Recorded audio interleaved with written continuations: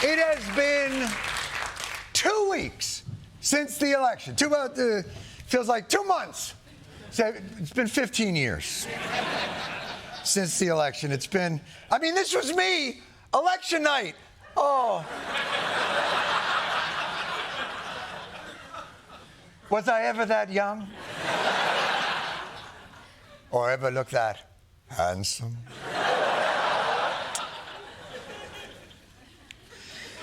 But Donald Trump is returning to power, and so once again it is time to saddle up la résistance. Because, if you remember, before Trump won the election, Democrats were clear-eyed about the stakes.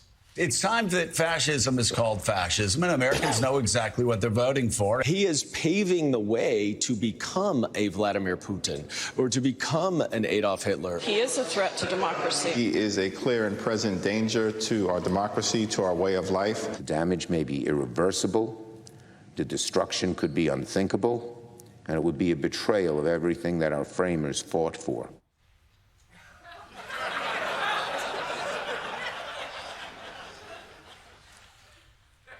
You're not even going to look up? You're not even going to...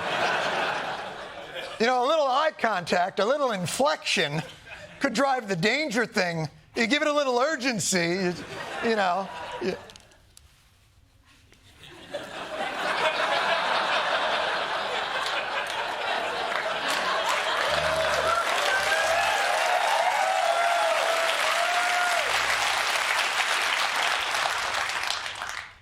I feel passionately we should fight him on the beaches, in the field, God forbid the streets, the asphalt, and the sidewalk.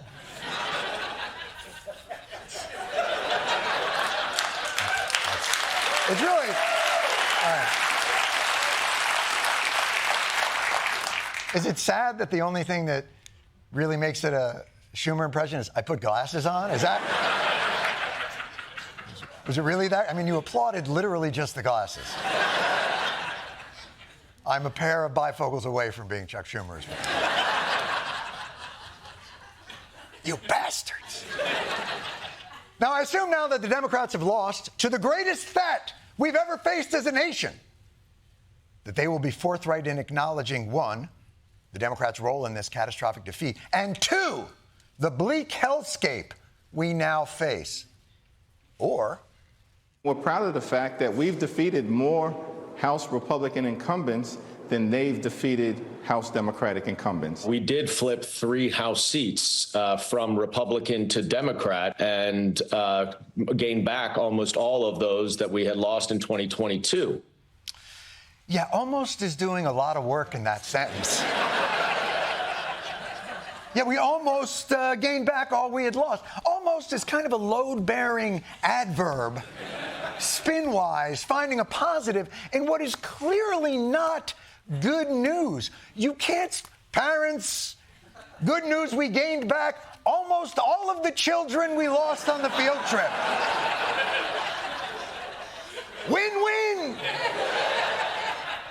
It's a new dynamic. It is a willful bright-siding this shit show that we celebrate in our new segment called The Audacity of Cope. Now, technically, yes, Democrats have less seats, but have you heard who's in those seats? In this freshman class alone, and I'm going to stop for cheers for each one of these because they're remarkable, we have our first trans member of Congress.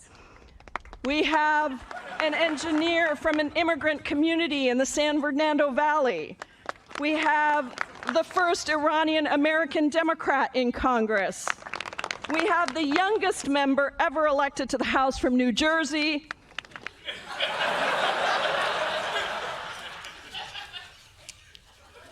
That's not a thing. How did you go from the reasonably impressive first Iranian Democrat to hold a seat to the, I think, somewhat reaching for youngest person ever from New Jersey? And But by the way, to the audience, if you think that framing is not that interesting, wait till you hear that this record-breaking young phenom from New Jersey is 38 years old. 38 years old. God, come on. How far are we going with this? Oh, in Illinois, we elected a ginger. Oh, hey, yeah. We elected the first representative from Washington State who looks like he has a terrible secret. He ran on loneliness. Wow, this is going to be the most diverse group of congresspeople to ever get all their legislation blocked. So inspiring. But you know what? No, it's fine. People. But you know what? Those are just lowly House Democrats. How will the head of their party, the outgoing president, man the ramparts during this challenging and fraught, peaceful transition to fascism? President Biden is in Brazil, where he became the first American head of state to visit the Amazon rainforest. He went there to highlight the dangers of climate change and the need to turn away from fossil fuels. What the No way that desk was there. No way. Not a chance. In the middle of all this, he disappeared to the rainforest, starring in what appears to be like 4 Pixar movies in one mixed together. Clearly, Up is one of them. And Encanto, I'm going to say there's a little Moana, maybe Wall-E, had a powerful anti-consumerist message. Well, hopefully, listen, Wall-E's down there. Hopefully he has some inspiring words for us. Mr. President. History is literally watching us now. So let's preserve this secret place for our time and forever, for the benefit of all humanity. Thank you very, very much.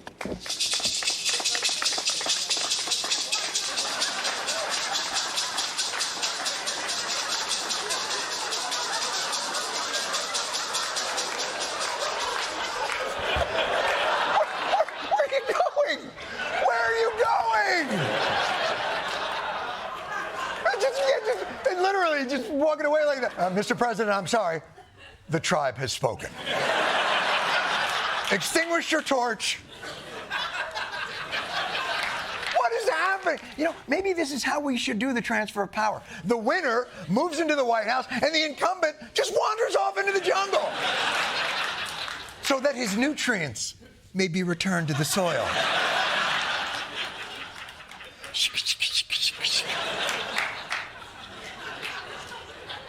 But of course, as the Democrats struggle, Donald Trump headed to Madison Square Garden with his grab him by the pussy posse to do his favorite thing, watch people submit. Oh, Trump likes submission in the octagon. He likes it out of the octagon. He likes submission from his enemies and even from his new friends.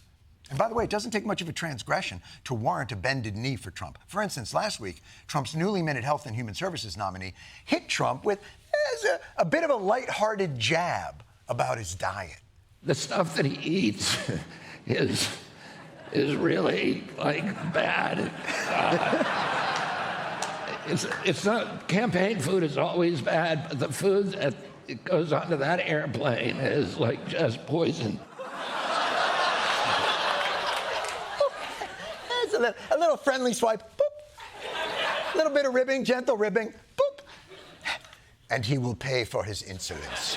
President Trump, Elon Musk, Don Jr., RFK Jr., and Speaker Mike Johnson eating McDonald's on Trump's private plane.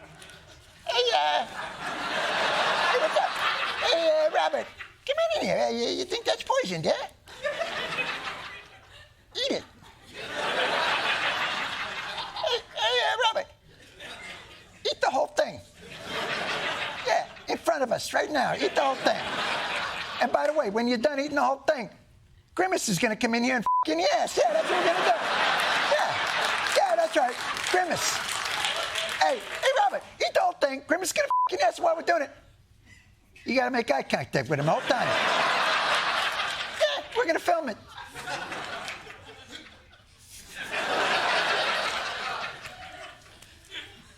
I was just going to keep going with the premise. But by the way, I know we're focused on the humiliation of RFK Jr., but look at poor Mike Johnson there. Poor Mike Johnson right there. Oh, he didn't even get a seat at the cool kids table. And the sad part, this whole thing was Mike Johnson's bachelor party. Meanwhile, Joe and Mika Brzezinski Scarborough, who famously warned of the growing threat of Trump's fascism, also had an interesting announcement to make. Last Thursday, we expressed our own concerns on this broadcast and even said we would appreciate the opportunity to speak with the president-elect himself. On Friday, we were given the opportunity to do just that. Joe and I went to Mar-a-Lago to meet personally with President-elect Trump. And for those asking why we would go speak to the president-elect during such fraught times, especially between us, I guess I would ask back, why wouldn't we? Because you said he was Hitler. But, okay. Tap out. But look, we don't know what the visit was. We don't know what the tone of the visit was. We talked about a lot of issues, including abortion, mass deportation, threats of political retribution against political opponents, and media outlets. Oh, I bet you really laid down the gauntlet, Joe. I bet you walked in there and just let him have it, didn't you, Joey? I'm going to do a one-act play called Joe and Mika Go to Mar-a-Lago.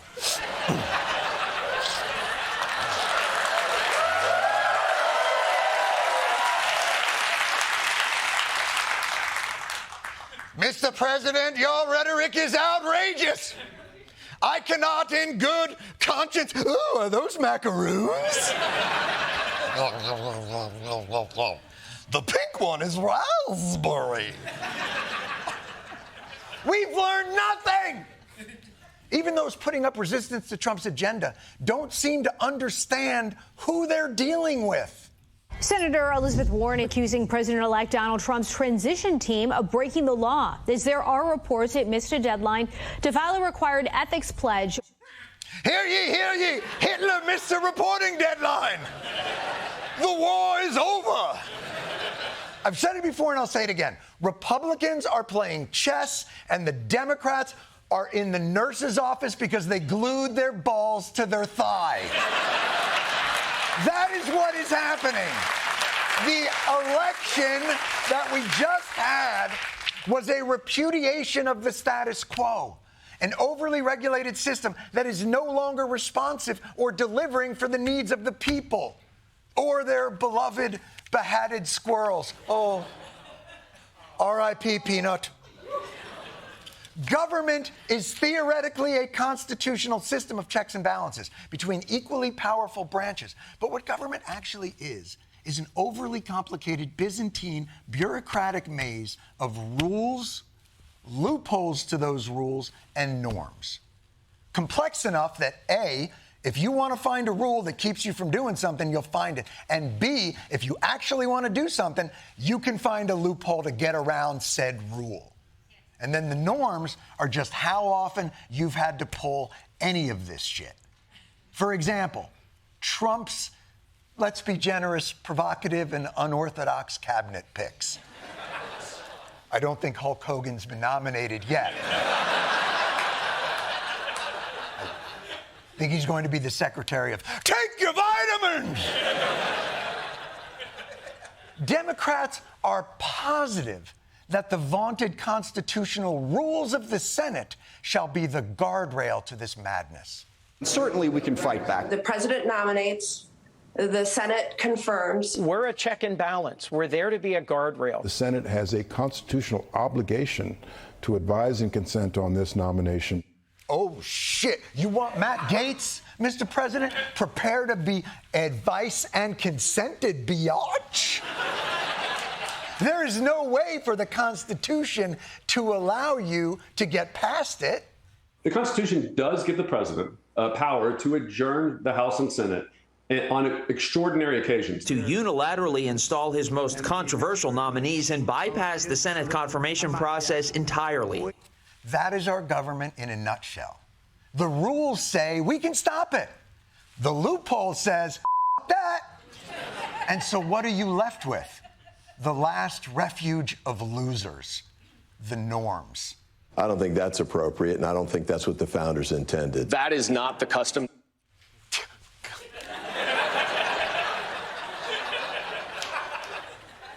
Yeah, you can do it, and it's legal, but whatever, guy. We're going to think you're a dick. Republicans exploit the loopholes. Democrats complain about the norms over and over and over, and it has ghastly consequences. Remember when President Obama nominated Merrick Garland to the Supreme Court? Senate Majority Leader Mitch McConnell refused to give that a vote, saying, well, it's only one full year before the election. It's too close. Now, you could make a case that Obama could violate the norm, say the Senate failed their advice and consent, and appoint him anyway, and see whatever the happens. Fight. But they just went, well, we never heard of that rule, but, okay. Smash cut 2 months before a presidential election. Trump nominates Amy Coney Barrett to the Supreme Court after the completely unforeseeable death of Ruth Bader Ginsburg. And as you can imagine, the Democrats went right to the nearby Kinkos. Behind me is the McConnell Rule. On February 13th, 2016, when Justice Scalia passed away, Senator McConnell said, and I quote, "This vacancy should not be filled until we have a new president." And so Amy Coney Barrett was forced to head back to her homestead, never to be heard from a... Oh, they didn't give a... Oh, right, I forgot. They didn't give a... Look. Let this show be the utterly ineffective hypocrisy finders. I can tell you from experience, it does nothing. You guys be the loophole guys that figure out how to get shit done because they don't give a about your norms. They will exploit any loophole, even if they have to go through clearly closed windows to do it. You would think after Trump's presidency, Democrats would have learned, but they doubled down. When Biden tried to get immigration reform into the Inflation Reduction Act and the Senate parliamentarian told him he couldn't, did he respond to the rule with a loophole, or did he? That's for the parliamentarian to decide, though, not for Joe Biden to decide. No! That's for... You take the parliamentarian and you put them in a locker and then you bring Grimace in and have him... That's what you do! Do you guys get what I'm saying? Perhaps a demonstration is in order. To get anything done, the Democrats feel like they must thread the needle to make sure, we have to make sure each norm follows the overly complex bureaucratic process that we created ourselves. The parliamentarian, I can't do it because the norm says, I can't get anything done. Meanwhile, the Republicans come in and all they have to do is finger bang a donut. That's all they have to do. How are we going to get Matt Gaetz in if the advice and consent? Oh, there it is, right there. Boom, boom. There he's in there. There he's in. Look at him, he's in.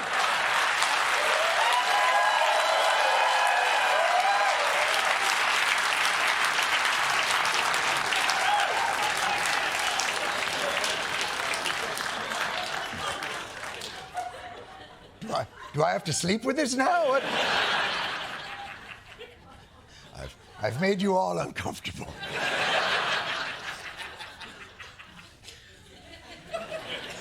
Now Trump has the House, Senate, presidency, and judiciary. So it's going to get harder, not easier. Democrats are going to have to forcefully play the loopholes. But the good news is, you're well set up for it. With the youngest congressional representative ever from New Jersey, 38-year-old LaMonica McIver. Unless... Wait, I've got a loophole. What if Joe Biden got his vice president to not certify... No, President Biden, wait!